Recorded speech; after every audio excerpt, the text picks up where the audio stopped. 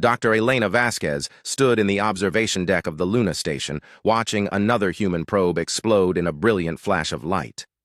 The alien ships hung in space like dark shadows against the stars, their weapons still glowing from the attack.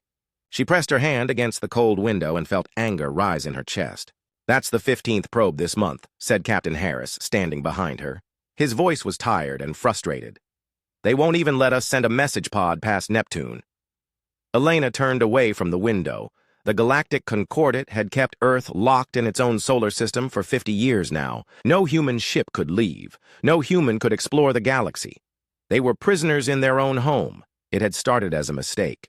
When humans first developed faster-than-light travel, they were excited to meet alien life. The first human exploration. Ship had landed on Kepler 442b, a planet that seemed empty and dead. But it wasn't empty. The human crew had accidentally activated an ancient weapon buried deep in the planet's core. The weapon had killed every living thing on the planet in seconds. Unfortunately, the planet was home to a Zephyrian colony. 3 million aliens had died because of human carelessness. The Galactic Concordat, made up of 12 different alien species, had declared humans too dangerous for space travel. They built a wall of ships around the entire solar system and told humanity to stay home forever. "The Council is meeting again today," Captain Harris said. "They want to know if your team has made any progress." Elena walked to her laboratory, deep beneath the surface of the moon. Her team had been working for 10 years to find a way past the alien blockade. The aliens had technology that humans could barely understand. Their energy shields could stop anything humans could throw at them. Their weapons could destroy entire fleets in seconds. "Dr. Chen, what do you have for me today?" Elena asked as she entered the main lab. Dr. Marcus Chen looked up from his computer screen. He was a quiet man who loved ancient history more than most people loved anything. "I've been studying the quantum equations again," he said. "There's something strange about them." Elena sat down next to him. The equations on his screen looked normal to her. They were the same formulas that described how matter and energy worked at the smallest level. "What's strange about them?" "Look at these patterns," Marcus said, pointing to a series of numbers. "I've seen them before. Not in physics textbooks. In ancient Greek texts." Elena frowned. "That doesn't make sense. The ancient Greeks didn't know about quantum physics." "That's what I thought too," Marcus said. He pulled up another screen showing old Greek writing. "But these mathematical relationships appear in texts about the gods, specifically texts about Zeus and his power over lightning." "You think the ancient Greeks somehow knew advanced physics?" Elena asked. "I think someone taught them," Marcus said quietly. "Look at this equation. It describes how to manipulate electromagnetic fields using focused mental energy. The Greeks called it the wrath of Zeus." Elena stared at the screen. The idea seemed impossible, but she had learned not to dismiss impossible ideas too quickly. "Have you found anything else?" Marcus nodded. "References to other gods, too. Athena and wisdom that could predict the outcome of battles. Hephaestus and his ability to shape metal without tools. Hermes and his power to travel great distances instantly." "You think they were real?" Elena asked. "I think they were something," Marcus said. "And I think they might still be here." Elena spent the next week studying Marcus's research. The more she read, the more convinced she became that he was right about something important. The ancient stories weren't just myths. They contained real scientific information that was thousands of years ahead of its time. She decided to take a risk. Using her security clearance, she accessed the deep archives of Earth's archaeological databases. She was looking for any mention of unusual discoveries in Greece, particularly around Mount Olympus. What she found made her hands shake. In 2156, a mining operation had discovered a strange cavern beneath Mount Olympus. The cavern was filled with crystal formations that didn't match any known minerals. The crystals seemed to generate their own energy and showed signs of artificial construction. But the discovery had been classified and forgotten when the alien blockade began. Everyone had bigger problems to worry about. Elena called Marcus into her office. "How quickly can you put together an archaeological team?" "Depends on where we're going," Marcus said. "Greece, Mount Olympus. I think you're right." about the gods, and I think they might be our only hope of breaking the blockade. Marcus sat down slowly. You want to go looking for Zeus? I want to go looking for whatever the Greeks really saw, Elena said. If there's advanced technology hidden on Earth, technology that predates human civilization, then maybe it's advanced enough to challenge the Concordat. That's a big maybe, Marcus said. It's the only maybe we have left, Elena replied. Every conventional approach has failed. Our best ships can't even scratch their shields. Our most powerful weapons are toys compared to theirs. But if there's something on Earth that's older and more powerful than their technology, then maybe we have a chance, Marcus finished. Elena contacted the Earth Defense Council that evening. She presented Marcus's research and her proposal to explore Mount Olympus. The council members listened with growing interest. You really think there's alien technology hidden under a mountain in Greece? Asked General Morrison. I think there's something there that the ancient Greeks interpreted as gods, Elena said. And I think that something might be our key to freedom. The council voted to approve the mission. Within a week, Elena and Marcus were leading a small team of scientists and engineers toward Mount Olympus. They carried equipment for deep underground excavation and enough supplies for months of work. As their transport flew over the Mediterranean Sea, Elena looked out at the clear blue water and thought about the alien ships waiting at the edge of the solar system. Those ships had kept humanity trapped for 50 years. They had forced an entire species to live in fear and isolation. But maybe that was about to change. Marcus sat beside her, reading through ancient Greek texts on his tablet. Elena, he said quietly, what if we're right? What if we actually find them? Then we ask them for help, Elena said, and we hope they remember that humans are worth saving. The transport landed in a valley near Mount Olympus as the sun was setting. Elena looked up at the ancient mountain and felt a strange sense of anticipation. Somewhere beneath that rock and soil, answers were waiting, answers that might free humanity from its cosmic prison. Tomorrow, they would start digging. Tomorrow, they would begin the search for gods who might actually be real, and maybe, just maybe, they would find the power to reach the stars again. Elena touched the quantum equations in her pocket, the ones that Marcus had discovered in the ancient texts. If those equations were real, if they actually worked, then humanity's long imprisonment was about to end. The stars were calling, and Elena intended to answer. The drilling started at dawn. Elena watched as her team's equipment bit into the rocky soil of Mount Olympus, searching for the hidden cavern that satellite scans had detected years ago. The ancient mountain seemed to resist their efforts, as if it were protecting secrets that had been buried for thousands of years. "We're through!" shouted Dr. Sarah Kim, the team's geologist.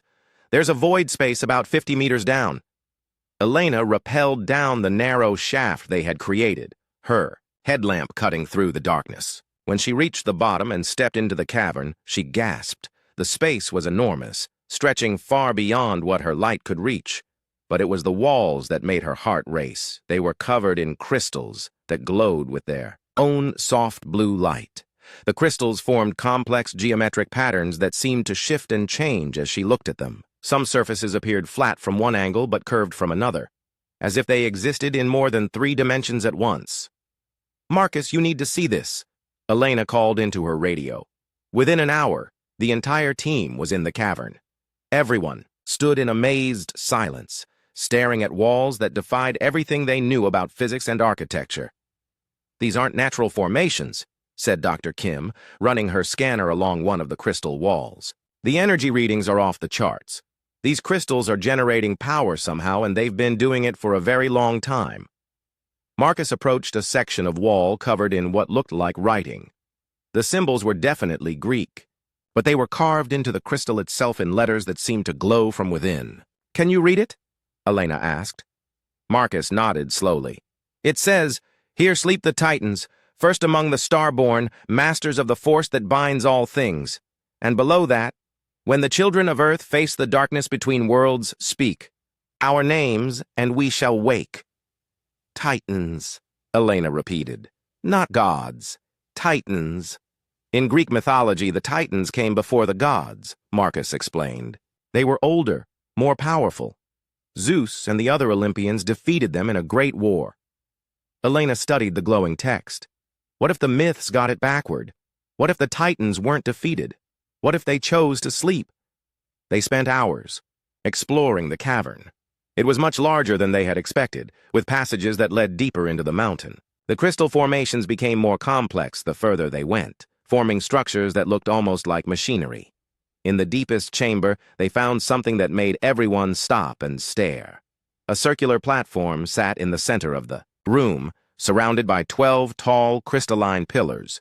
Each pillar contained what looked like a human figure, but the figures were made of pure energy and light. "Are they alive?" Dr. Kim whispered. Marcus approached the nearest pillar carefully. The figure inside was tall and powerful-looking, with energy crackling around its form like contained lightning. Greek text appeared on the base of the pillar as he got closer. "Zeus," Marcus read.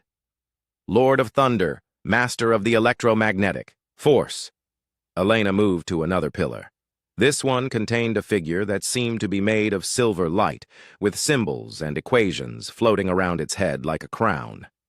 "Athena," she read from the base. "Goddess of Wisdom, Master of Quantum, Probability." One by one, they identified the figures in the pillars. Hephaestus, surrounded by swirling patterns of matter and energy. Hermes, whose form seemed to flicker in and out of existence. Others they recognized from mythology, but the descriptions beneath their names were pure science. "They're not gods," Elena said quietly. "They're scientists, advanced beings who mastered forces that we're only beginning to understand." "But from where?" asked Dr. Kim. Marcus found part of the answer on a large crystal panel near the platform. The text was longer than the others, telling a story in ancient Greek that he translated slowly. It says they came from the stars long ago, before humans developed civilization.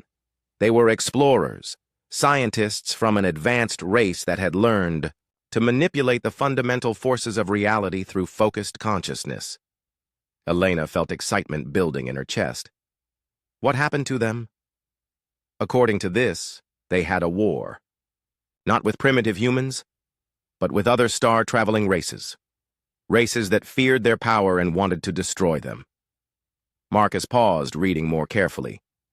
It mentioned something called the Concordate Alliance.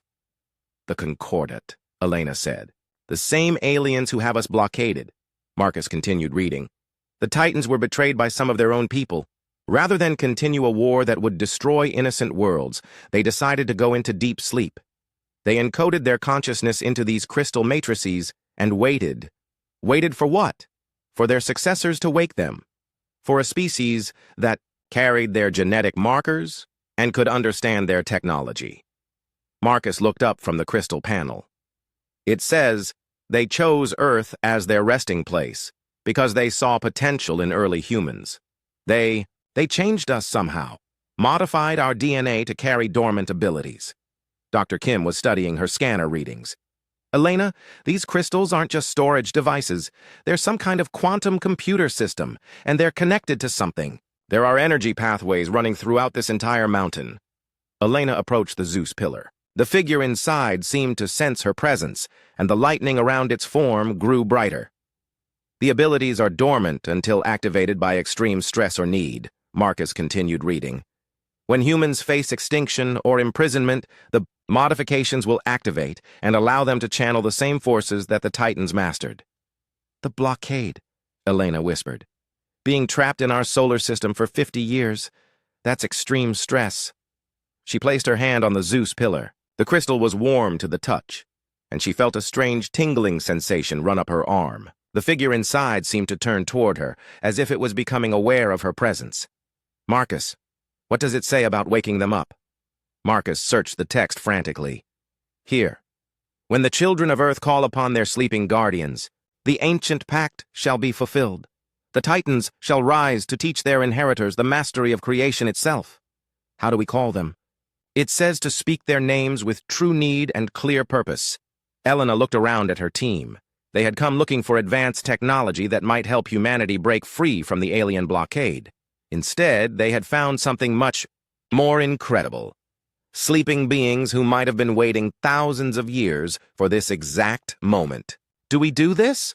she asked. Dr. Kim nodded. If there's a chance they can help us. If there's a chance they're real, Marcus added. Elena turned back to the Zeus pillar. The figure inside was definitely looking at her now, its energy form pressing against the crystal, as if trying to break free. "Zeus," she said clearly, "we are the children of Earth. We need your help." The pillar began to glow brighter.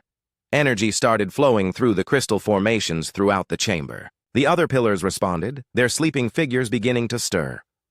"Zeus, Lord of Thunder," Elena continued, her voice growing stronger. "The enemies of your people have returned. They have imprisoned us in our own home. They deny us the stars. That should be our birthright." Lightning began to arc between the pillars. The entire mountain seemed to hum with growing power. "We call upon you to wake, to teach us, to help us claim our place among the stars." The Zeus pillar cracked. Light poured out of the crack, brilliant and warm. The figure inside began to move, its eyes opening for the first time in millennia.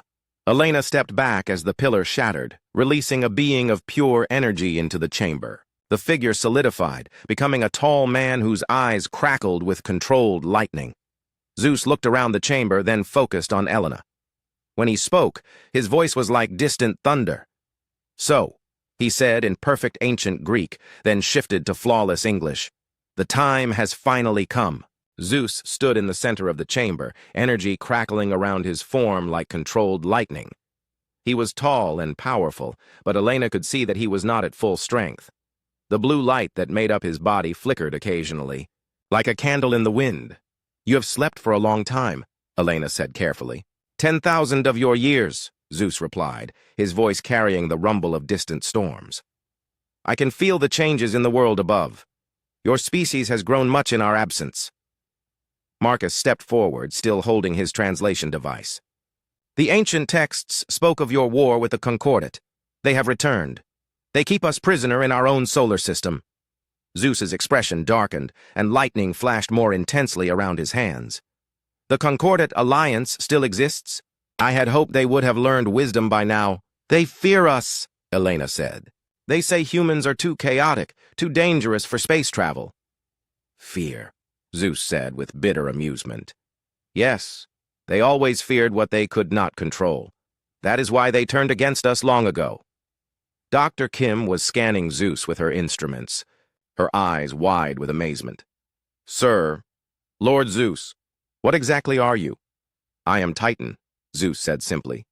"My people mastered the forces that bind the universe together. What you call physics, we learned to control through focused consciousness. We became one with the electromagnetic force, the nuclear forces, gravity itself." He gestured to the other pillars, which were beginning to glow brighter.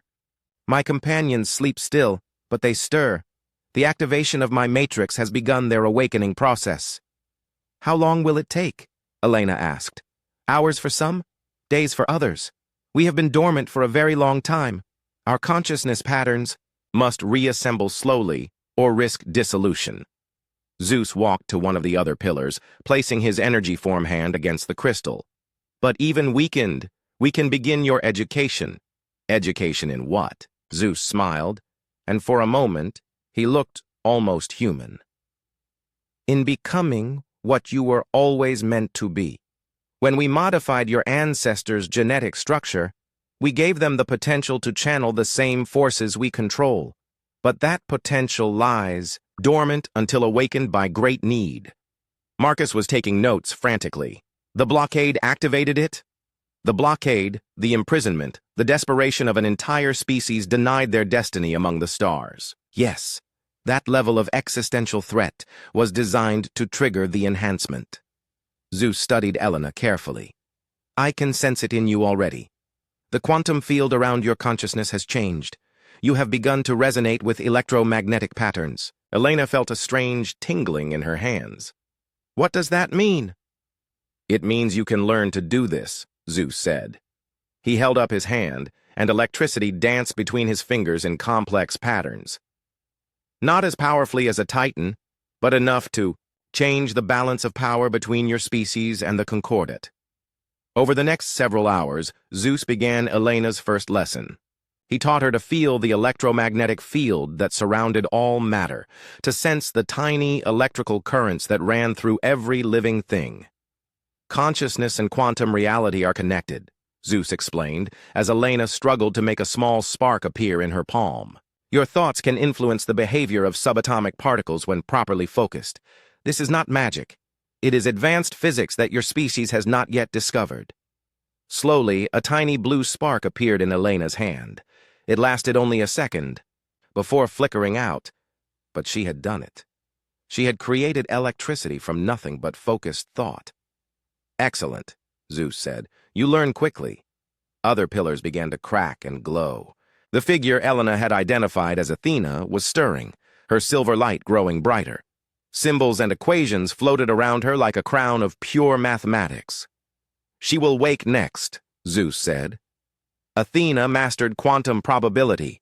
She can calculate the outcome of any event by observing quantum fluctuations. In ancient times, humans called this gift prophecy or wisdom. Within the hour, Athena's pillar shattered and released her consciousness into the chamber. She was smaller than Zeus but radiated an intensity that made the air itself seem to hum with hidden knowledge. "Sister," Zeus said in greeting. "Brother," Athena replied. She studied the humans with eyes that seemed to look through them and beyond them. "I see the probability threads. The concordant fleet approaches Earth. They have detected our awakening." Elena felt her heart skip. "How long do we have?" Athena closed her eyes, and equations appeared in the air around her like floating holographic displays. 67 hours until they reach Mars orbit. 96 hours until they achieve optimal firing position for planetary bombardment. "They're going to destroy Earth?" Dr. Kim asked in horror. "They will attempt it," Zeus said grimly. "They cannot allow us to fully awaken. A restored Titan and a quantum-enhanced human species would pose too great a threat to their control of this galaxy." "Then we stop them," Elena said. Zeus and Athena exchanged a look that seemed to communicate volumes. "We are still weak," Zeus said. "It will take days for us to reach even half our former power, and there are only 2 of us awake." "Wake the others," Elena suggested. "Forcing a rapid awakening could destroy their consciousness patterns permanently," Athena explained. "We must balance speed with safety. Marcus had been studying the pillar containing Hermes. What about him? The myths said Hermes could travel instantly across great distances." "Hermes mastered space-time manipulation," Zeus confirmed. "If we could wake him safely, he could project our consciousness across the galaxy as we did in ancient times." "Project consciousness? Appear in multiple locations simultaneously," Athena explained. "It was how we ended the last war with the Concordate. We demonstrated our power by manifesting in their capital systems all at once." Elena felt a plan beginning to form in her mind. "If you could appear before their leaders, we could force negotiation instead of destruction," Zeus finished. "Yes, but it requires tremendous energy, and we need Hermes to make it work." Elena looked at the Hermes pillar. The figure inside was beginning to stir, energy flickering around his form like controlled teleportation effects. "How dangerous is it to wake him quickly?" "Very," Athena said bluntly. "But the alternative is watching Earth burn in 3 days." Elena made the decision.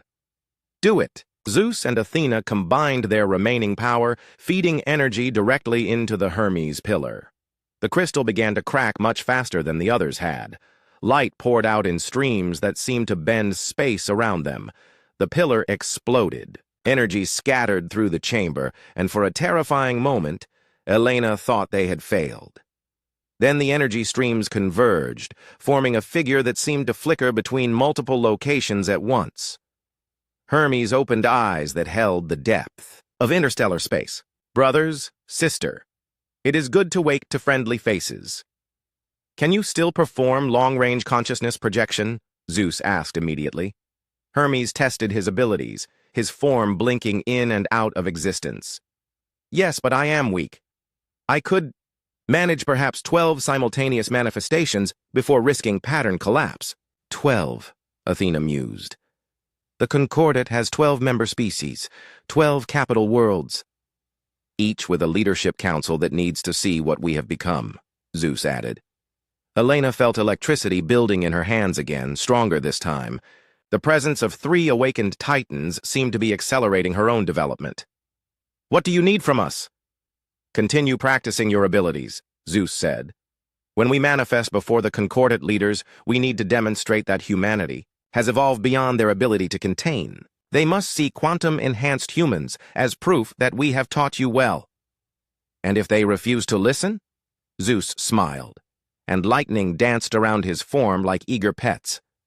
"Then we remind them why the Titans were feared throughout the galaxy. We show them that some forces cannot be conquered, only negotiated with." Elena looked around at her team, at the awakening Titans, at the crystal chamber that hummed with power beyond imagination. In 3 days, the fate of humanity would be decided. But for the first time in 50 years, she felt hope. The stars were calling, and this time, humanity would have the power to answer. The concordant battle fleet dropped out of faster-than-light travel at the edge of the solar system like a cloud of death. Elena watched from the Luna station as hundreds of alien warships spread out in perfect formation, each one capable of destroying entire cities with a single shot. "They're taking positions around Earth," Captain Harris reported grimly. 12 different ship designs. Looks like every member species sent their best. Elena nodded, her attention focused on the quantum field fluctuations she could now sense around her. Over the past 2 days, her abilities had grown stronger under Zeus's guidance. She could create lightning with her thoughts, manipulate electromagnetic fields, even sense the electrical patterns of other living beings. But she was still human, still limited compared to the awakened Titans. "Are you ready?" Zeus asked, materializing beside her in a flash of controlled lightning. "As ready as I can be," Elena replied. In the crystal chamber beneath Mount Olympus, Athena and Hermes were making final preparations for the most audacious diplomatic mission. In galactic history, Zeus placed a hand on Elena's shoulder, and she felt power flow through her like liquid lightning. "Remember, you are not just representing humanity. You are proving that we chose our successors wisely." Elena nodded and closed her eyes, focusing on the quantum enhancement techniques Zeus had taught her. When she opened them again, electricity danced around her fingers and her consciousness felt expanded, more aware of the fundamental forces that shaped reality. In the chamber below, Athena's voice echoed through the quantum link the Titans had established. "The probability calculations are complete. We have a 73% chance of success if we can demonstrate our power convincingly." "And if we can't?" Elena asked. "Then Earth becomes a cloud of radioactive dust," Hermes replied bluntly, his form flickering between dimensions. "The Concordat fleet carries planet-killer weapons. They are prepared to sterilize the entire world if they believe the Titan threat has returned." Zeus's expression hardened. "Then we must ensure they understand exactly what they are dealing with." The plan was complex but elegant. Hermes would use his space-time manipulation abilities to project the consciousness patterns of all 3 awakened Titans across the galaxy simultaneously. They would appear in the capital systems of all 12 concordant member species at once, manifesting before their leadership councils. But the real key to the plan was Elena and the other quantum-enhanced humans who had been training for the past 2 days. They would provide the proof that humanity had evolved beyond the Concordat's ability to contain or control. "Beginning manifestation sequence," Hermes announced. His form began to split and multiply, creating ghostly copies of himself that flickered in and out of existence. Each copy would serve as an anchor point for projecting the other Titans across interstellar distances. Elena felt the quantum field around her shift as tremendous energies began to flow through the mountain. Zeus and Athena stepped into the projection, circles that Hermes had created, their forms beginning to glow with increasing intensity. "Remember," Zeus said to Elena, "when we appear before the Concordant Council, you must demonstrate your abilities. They need to see that humans are no longer the primitive species they remember." Elena nodded, electricity building around her hands. She could feel similar energy signatures from quantum-enhanced humans around the globe. Dr. Kim in Australia, managing to manipulate gravitational fields. Professor Santos in Brazil, learning to alter matter at the molecular level. Captain Morrison in North America, developing the ability to see across vast distances. "Projection beginning," Hermes announced. The chamber exploded with light. Elena felt her consciousness expand beyond her physical body as Hermes' power wrapped around her and launched her awareness across the galaxy. She found herself standing in a vast crystalline hall on the concordate capital world of Zerion Prime. 12 alien beings sat around a circular table, each representing one of the species that had kept humanity trapped for 50 years. Their faces showed shock and fear as Zeus materialized in the center of their council chamber, his form crackling with electromagnetic power. "Greetings, Concordate Council," Zeus said, his voice carrying the authority of eons. "I am Zeus of the Titans, and I come to discuss the future of the species you have imprisoned." The Zerion Council leader, a tall insectoid creature with compound eyes, was the first to speak. "The Titans are extinct. This is some human trick." "Is it?" Athena's voice came from behind them as she materialized near the wall, her silver form radiating mathematical precision. "Shall I calculate the probability of your fleet successfully destroying Earth with Titans defending it? The number is quite small."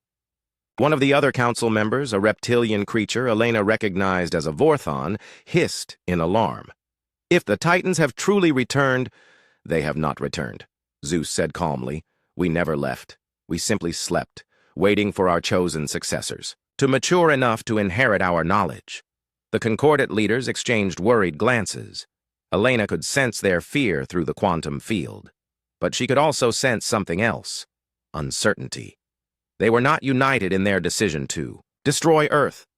"Even if you speak truth," the Zerion leader said, "humans remain a chaotic species. They are too dangerous for galactic civilization." "Are they?" Elena stepped forward, letting electricity dance around her form. "Or are they exactly what galactic civilization needs?" The aliens stared at her in amazement. Elena could see the recognition in their compound eyes as they realized she was human, but enhanced beyond anything they had expected. "The chaos you fear is actually creativity," Elena continued, her voice growing stronger. "The unpredictability that makes you uncomfortable is the same quality that drives innovation and progress." To demonstrate her point, Elena reached out with her consciousness and interfaced with the council chamber's electronic systems. Lights dimmed and brightened in complex patterns as she conducted electricity through their technology like a symphony. "We are not the same species you quarantined 50 years ago," Elena said. "We have learned to work with forces you fear to approach.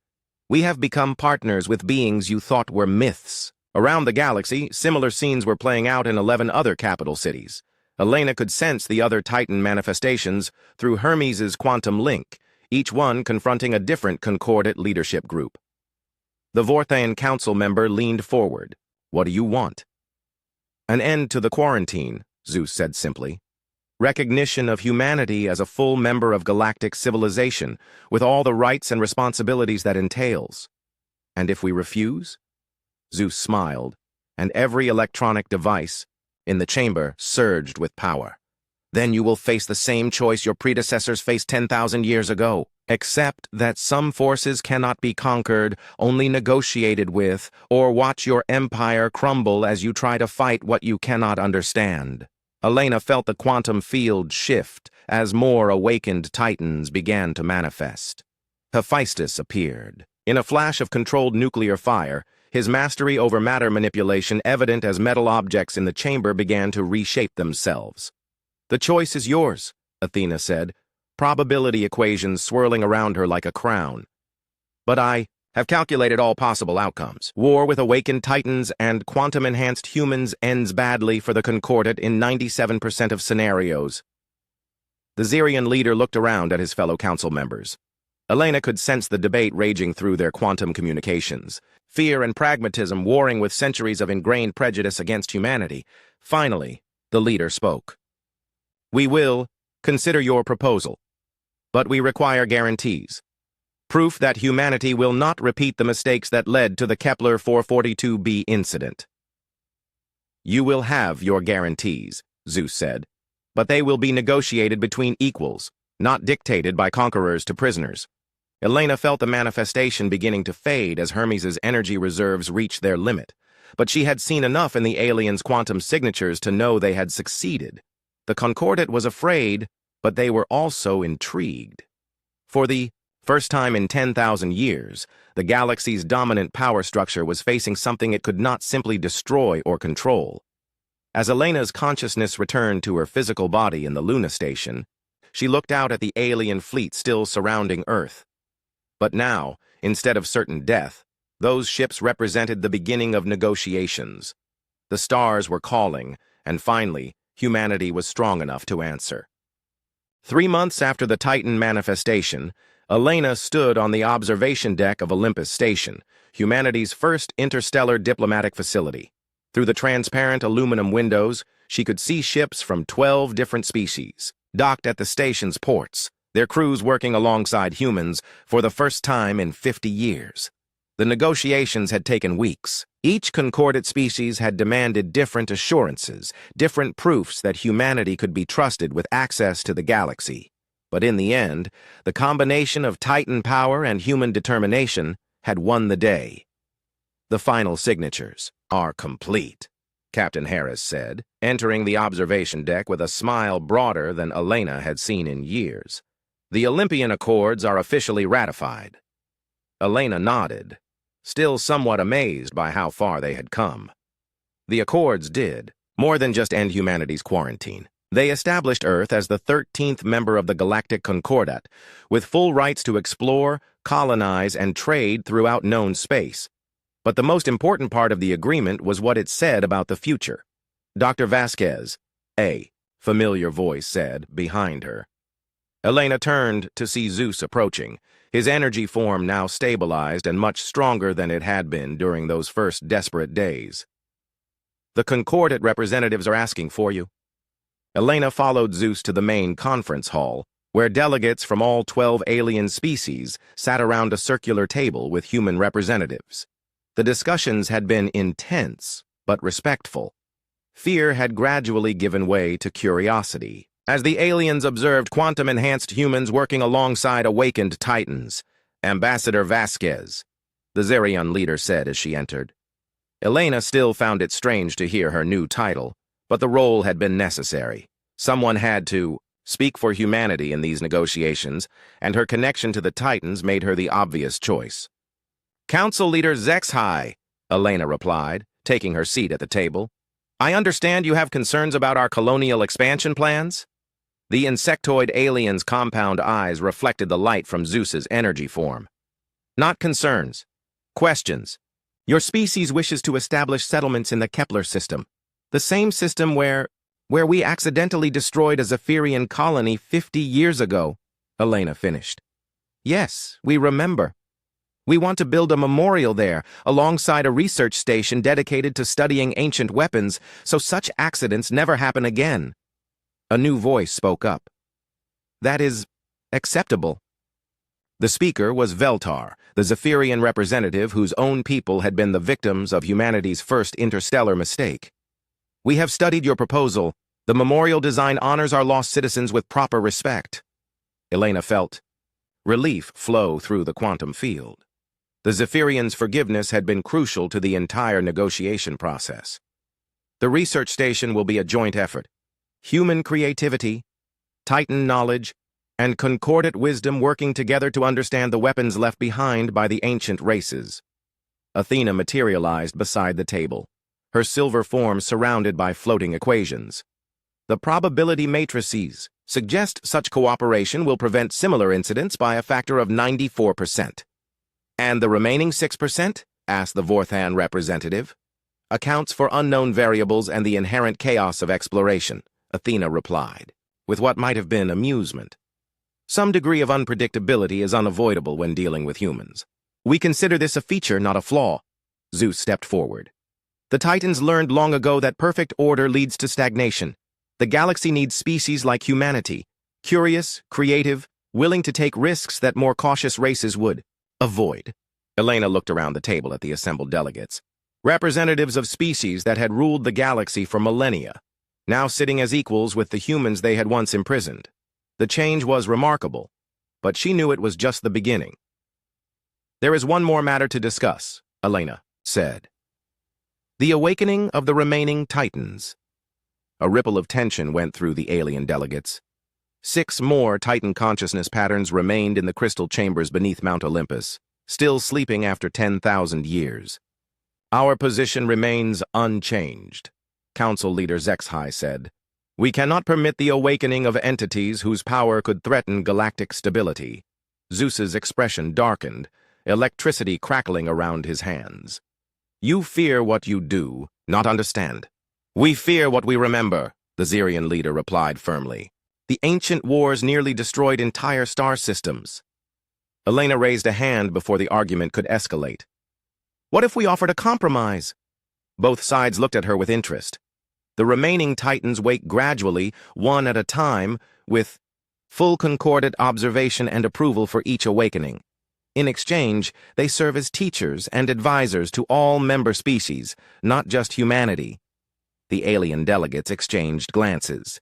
Veltar was the first to speak. You would share Titan knowledge with the races that imprisoned you?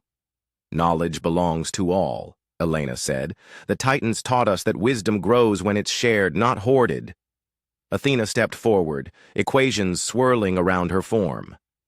The probability of successful galactic cooperation increases by 37% if Titan knowledge is distributed among all concordant species.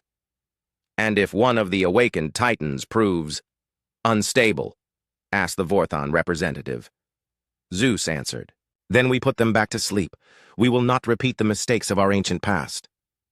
The negotiations continued for hours, but Elena could sense the shift in the quantum field. Fear was being replaced by cautious optimism. The aliens were beginning to see the potential benefits of cooperation rather than conflict. Finally, Council Leader Zeus HFY spoke for the group.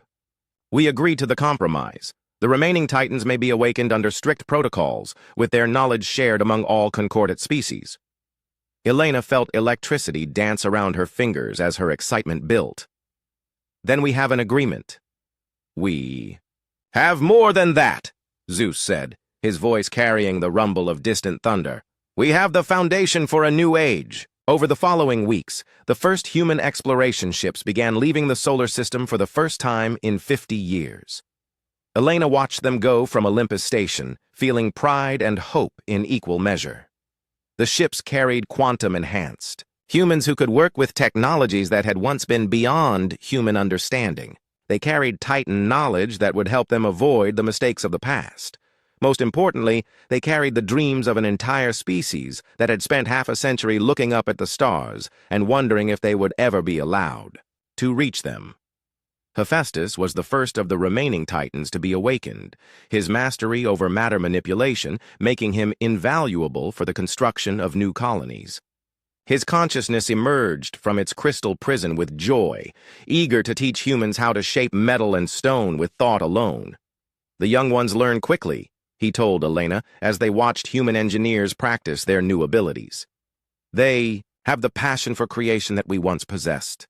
Elena nodded, manipulating electromagnetic fields to help power the construction equipment. Her own abilities had grown tremendously since that first day in the crystal chamber.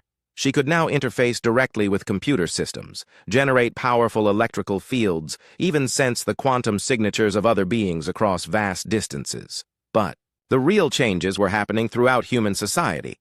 Children born after the awakening were showing natural quantum enhancement abilities.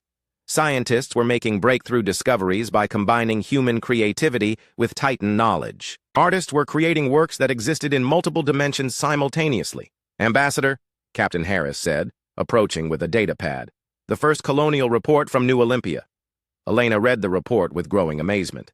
The human colony in the Alpha Centauri system was thriving beyond all expectations. Working alongside concordant scientists and guided by awakened Titans, they had established a settlement that was completely self-sufficient within months. They're calling it a miracle of cooperation, Harris continued. 3 different species working together, sharing knowledge and resources. It's what we always hoped for, Elena said. What the Titans always intended. Zeus materialized beside them, his form now radiating confidence and strength. The ancient dream is finally becoming reality. Titans and mortals working together to unlock the mysteries of the universe. Elena looked out at the stars, no longer blocked by alien warships but open to human exploration. Ships were departing daily now, carrying colonists and scientists to worlds that had been forbidden for 50 years. "What happens next?" she asked. "Next," Zeus said with a smile that held the promise of infinite possibilities, "we explore. We learn. We grow. The galaxy is vast, and there are wonders beyond imagination waiting to be discovered." Athena appeared beside them, her mathematical crown shimmering with new equations. "I have calculated the probability of humanity becoming a major galactic power within the next century." "And?" Elena asked. 97%, Athena replied, "with the remaining 3% accounting for the possibility that you will exceed all expectations and become something entirely new." Elena felt electricity dance around her hands as she contemplated the future. Humanity had been barred from the stars for 50 years, treated as prisoners in their own solar system.